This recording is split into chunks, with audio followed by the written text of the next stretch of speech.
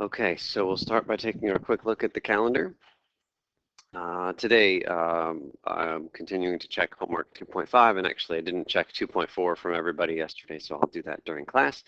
We cover section 2.6, and the homework for 2.6 is due next class. And just one more thing coming up is exam 2 on October 30th. When is that? A week from Wednesday? So 1 week from this Wednesday is exam number 2. And Sandy has told me that historically, the exam 2 is a lot tougher for many folks than any of the first 2 quizzes or the first exam. Exam 2 is where things really come to a head for some people that are just kind of holding on, but not really 100% sure what's going on. So a lot of work between now and then if we want to maintain the grades we've had so far. Questions on the calendar? Okay, then on page 143, we'll begin at the top. Dwight, can you start us off with the objective?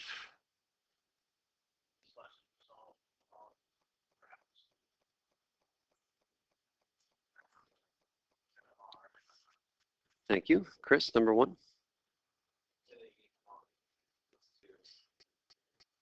Keep going.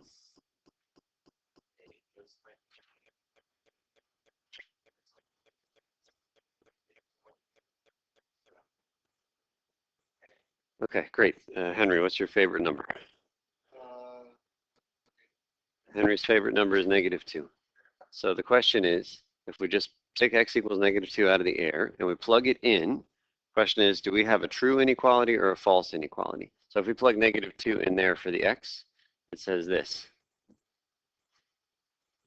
-2 plus 2 is 0. Is this true or false? 0 is greater than 5. It's false, which means that x equals -2. I'm going to put a red x right over here on -2. Didn't work, right? Henry's favorite number didn't work. Sadie, what's your favorite number? 1. Sadie's favorite number is 1. So we're going to keep everything exactly the same, but now instead of plugging in x equals -2, we're going to plug in x equals 1. 1 plus 2 is 3. Is 3 greater than 5? No. So where am I putting an x? At 1. That's Sadie's favorite number, right? Dan, what's your favorite number? 3. Can you say 4? Dan's favorite number is 4. So what we're going to do is plug in x equals 4 into the inequality. So what does it say here? 4 plus 2 is greater than 5. 4 plus 2 is 6. Is 6 greater than 5 true? Yes. So then I will put a green check mark where? At 4. And so far we've got 2 numbers that didn't work, 1 number that does work, and it turns out there are many more numbers that work and many that don't work, right? There's this whole long list of numbers that work and don't work. What if we try a couple of numbers near 4? We had a point that worked. Let's try 2 numbers on either side of 4. So plug in x equals 5. 5 plus 2 is 7. Is that greater than 5? Yes. So x equals 5 gets an x or a check? It gets a check. So that one worked. How about 3? When x is 3, 3 plus 2 is 5. Is that greater than 5? No, but it's really close. So I feel like we're kind of at the border here at x equals 3. And in fact, if you had checked any of these other numbers here, you would have seen that none of them worked. And so we get this number line that's filled up with a bunch of x's until you get to the magical number where things change from being false to true, and then you get a bunch of check marks. And so the question is, can we write down the set of all the numbers that work? So it starts at 4, and then it goes forever. Any number bigger than 4 is going to work. So for example, I could say, hey, if you plug in any number bigger than 4, it's going to work. Yes? Could I say this? We didn't check 3.9. If you plug 3.9 in, 3.9 plus 2 is 5.9. Does that work? It does. All right, so actually, that 4 isn't the first number that works. 3.9 works. How about 3.8? How about 3.1? Yeah, in fact, there isn't really a first number that works. But there is a last number that doesn't work. It's the last number that doesn't work is the 3. That red X is the last one that doesn't work. And then as soon as you step even a tiny bit to the right, it works. So the way we could put that is not X is greater than 3.9 or X is greater than 3.1. Actually, we're just going to say X is greater than 3. Any number where X is greater than 3 works. Could I put an equals there? If you plug X equals 3 in, does it work? No, so we can't put that. So that right there is what we call the, oh, let's see. So I guess we kind of jumped around a little bit here. So what did we say?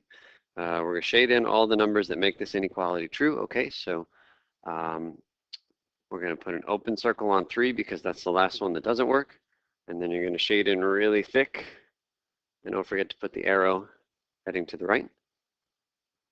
So all those are the numbers that work. And put it directly on the number line, not floating above the number line, but right there on top of the line. And then in part C, it says, in words, this represents all the numbers that are greater than 3. And then we write that in symbols, X greater than 3. So that right there is the solution. Questions on that?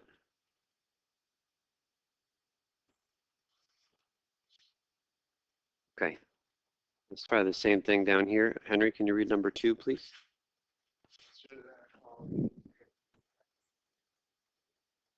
Okay, keep going.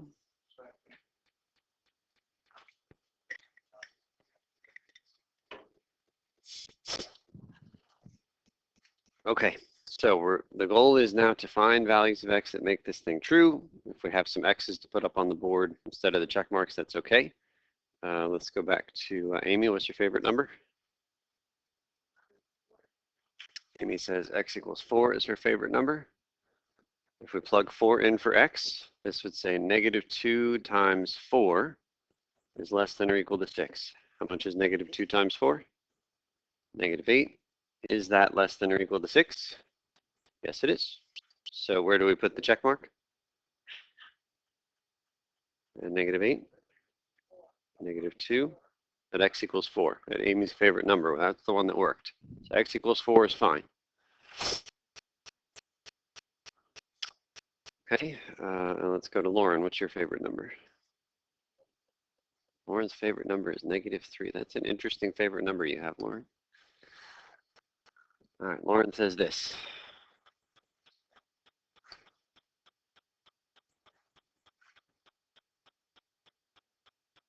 So the X becomes negative 3. How much is negative 2 times negative 3?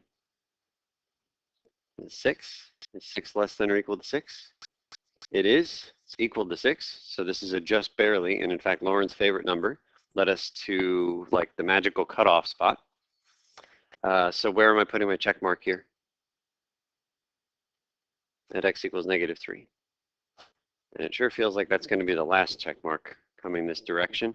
But we can check real quick by plugging in, for example, X equals negative 4.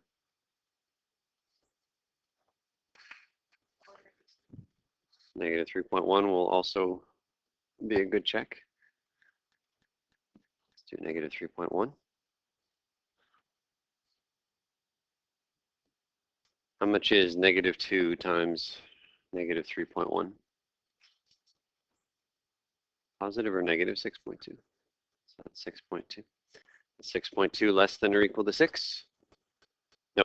So where do we put the X?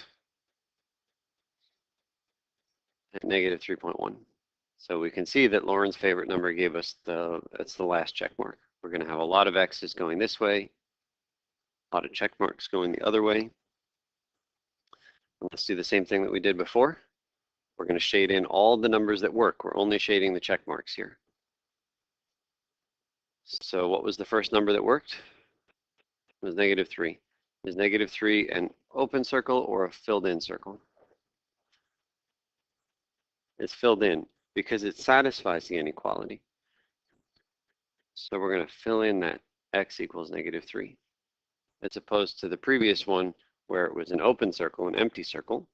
because -3 or +3 over there didn't work in this inequality, but it does down here.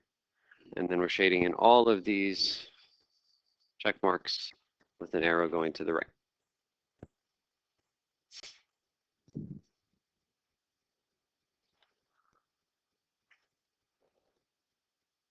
Okay, and then can you guys write in symbols what it is that we just shaded? It should start with an X, and then it should have some inequality sign.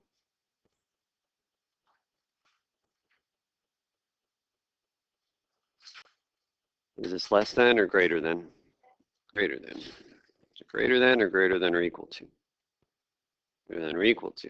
Shade it in. And what's the magic number? -3. That's the inequality that works.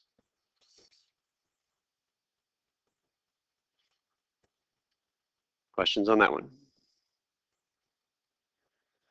Okay, now this is a lot of labor involved in trying to solve one of these things if you're just like randomly picking values of X and plugging in and writing check marks and writing X's, right? So there must be some better technique. So let's talk about that on number 3. Go back to Amy for 3.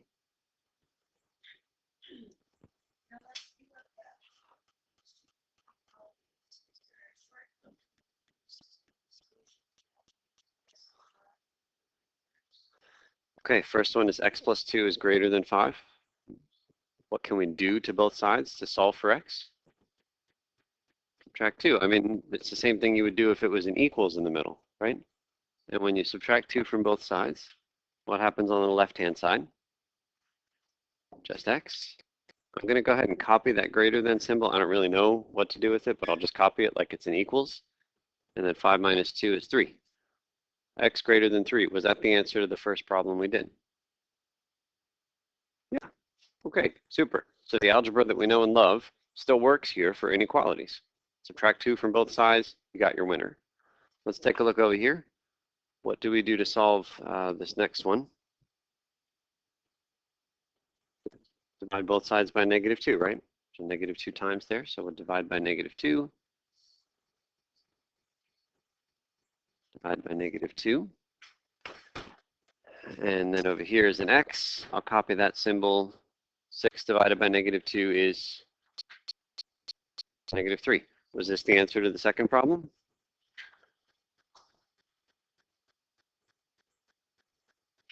Was this the answer to the second problem? What was the answer to the second problem? It was greater than or equal to -3. So something really strange just happened there. For some reason, the inequality went the other direction. Maybe you guys have already seen the reason. We're going to develop it here together. But this is not the right answer. That inequality is backwards. So just right here, wrong.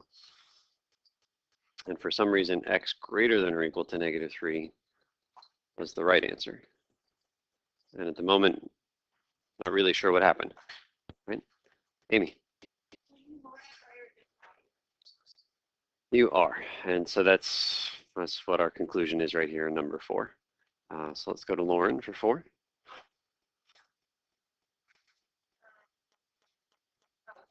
Yes, please.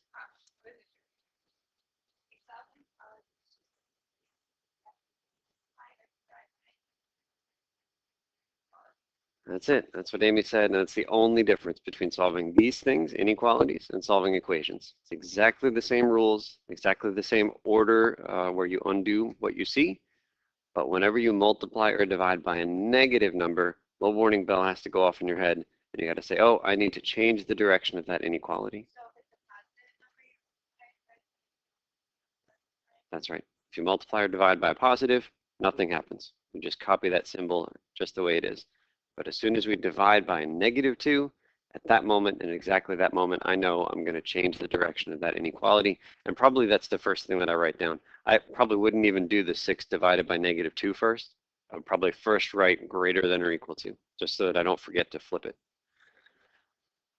Okay, so it was always puzzling to me as a student why we flipped it. I mean, I could memorize as well as anybody that we were supposed to flip it, and I answered the problems correctly, but I didn't understand why. So Sandy's come up with this really nice way of understanding why. So let's take a look at some numbers on the real number line, -4 out to 4. And we're going to divide everything by -2, just making up a number. So let's divide numbers by -2 and write them down below. So how much is -4 divided by -2? Is +2, right? So that right there is -4 divided by -2. It's 2. How much is this next one divided by -2? It's 1. This one was coming straight down. Go ahead and fill in the other three numbers.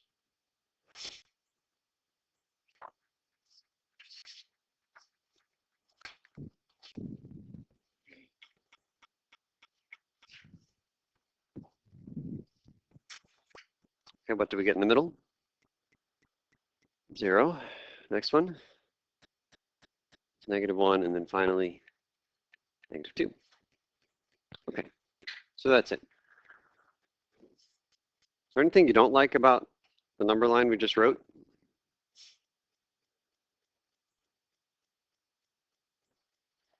It's backwards, right? Where did the negative numbers belong? On the left. And positive numbers belong on the right. But somehow, when you take a normal looking real number line, like in blue, and you divide all those things by something negative, the numbers end up getting reversed. They're backwards. And so this change the direction of the inequality is our way of taking that pink number line, which is backwards, pulling it off the board and flipping it around, and then putting it back.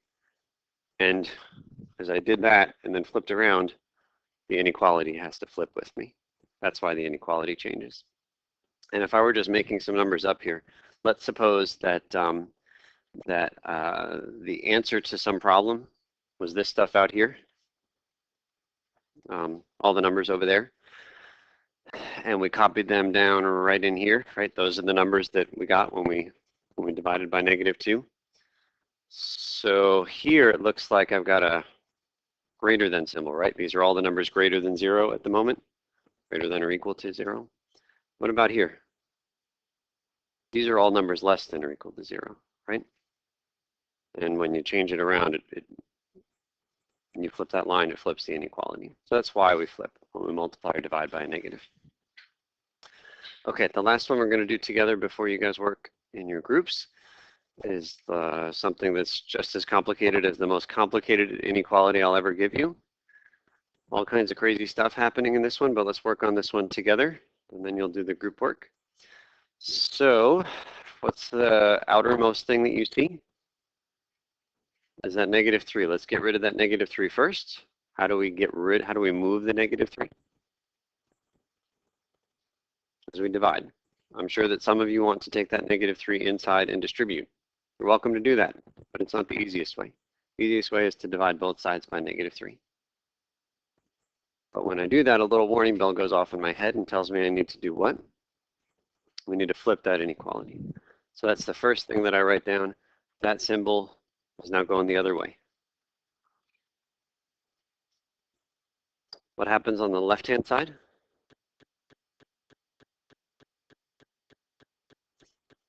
Why did we put that -3 there?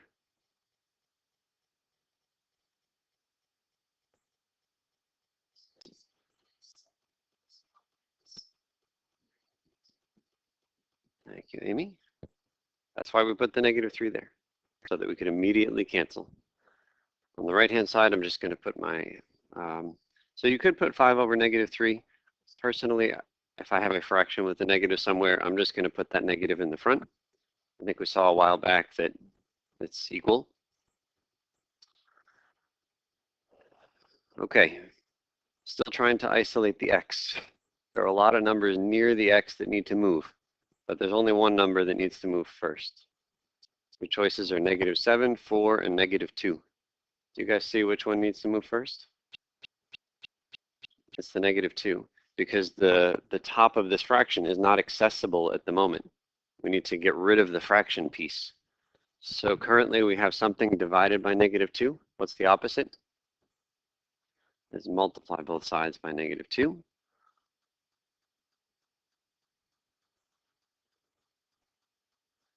So warning bell going off for any of you? What did we just do? We just multiplied by a negative. When you multiply or divide by a negative, that inequality flips. I'm going to flip it right now before I forget. right? It's so easy to miss that because you're in the midst of all this complicated algebra. It's really easy to forget to change that direction of the inequality. What happens on the left-hand side? -2 cancels. That's why we put it there. So we'll copy the left-hand side, -7 plus 4x. Every time we do this, the left-hand side gets simpler. The right-hand side, how do we multiply these two fractions? Yeah, so we go straight across. It becomes positive when we multiply the two negatives. 10/3.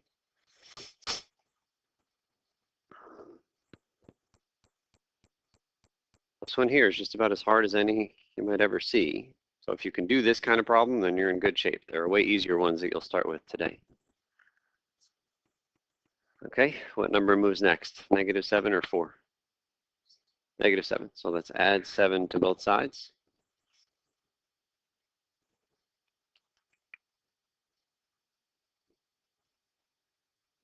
Does a warning bell go off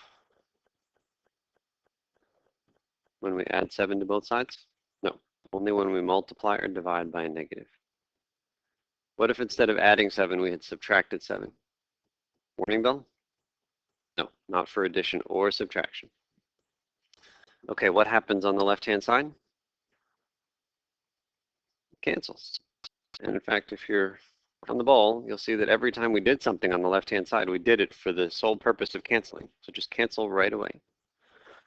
Okay, the right-hand side, a little bit of fraction stuff. I'll do it over here on the side. 10/3 plus 7/1. If any of you is thinking 17 over something, please don't say that. What do we need to do to add two fractions? Yeah, we need the common denominator. So we'll go ahead and make a common denominator by multiplying here by 3 on top and bottom. 10/3 plus, thank you, 21/3. And now we can mush those together. 31/3.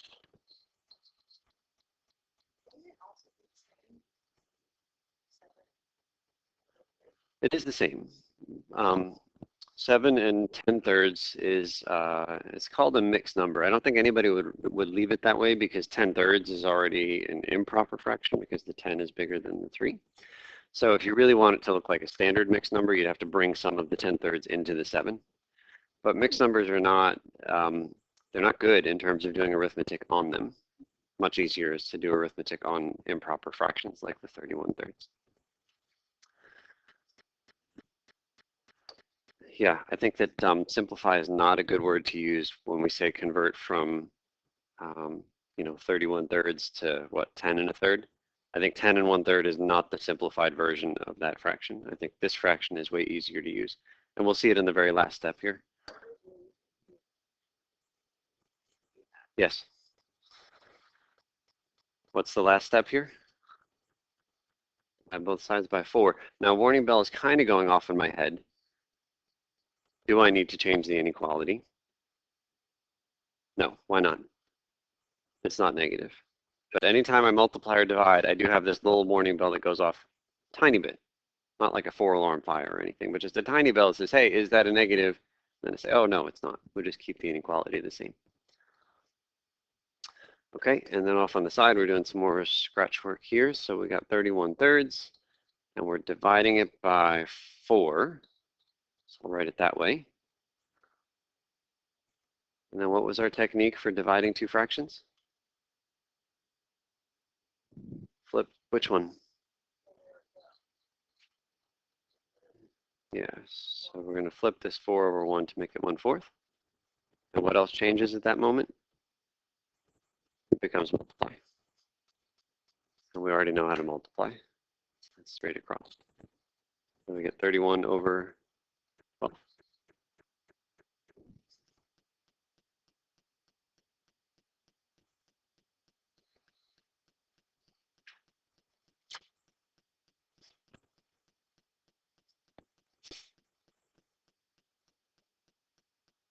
All right, gang, that's as hard as it gets.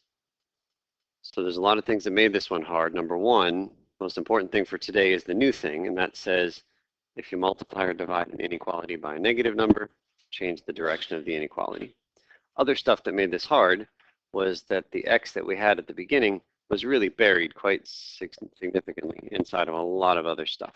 So it took a lot of work on our parts to unbury that number. And then the other parts of this that made it challenging were all the fraction stuff. You know that a lot of folks really don't like fractions, so all this fraction work might seem like it's just kind of getting in the way of the algebra, but we got to be able to do it. Questions on that? Okay, so I will come around and check homework from the last two classes in your groups. We're starting here with number one, and if I can help, raise a flag.